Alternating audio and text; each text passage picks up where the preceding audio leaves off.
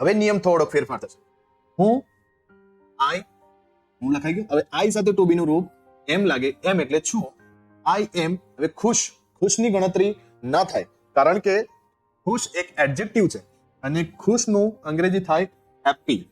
અને જ્યારે એડજેક્ટિવ નો ઉપયોગ થાય ત્યારે આઈ એમ હેપી લખાય. હેપી ની સાથે આર્ટિકલ લખો નહીં. ક્લિયર? હવે આગળ ચોથું વાક્ય સમજીએ.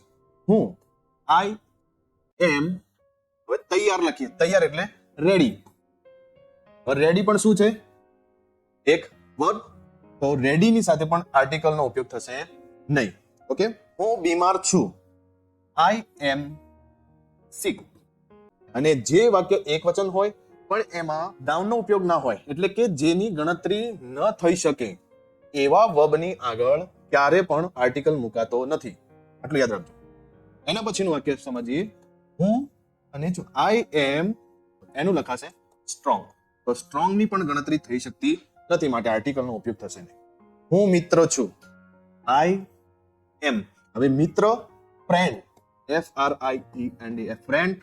ફ્રેન્ડ ની ગણતરી થઈ શકે, માટે આર્ટિકલ નો ઉપયોગ થશે એ. આઈ એમ અ ફ્રેન્ડ.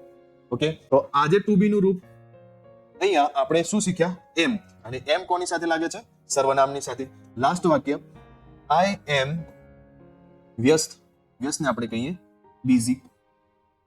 તો આઈ એમ બિઝી. બિઝી ની પણ ગણતરી થઈ શકતી નથી, માટે આર્ટિકલ નો ઉપયોગ કરતા નથી. ઓકે. તો અહીંયા ક્લિયર.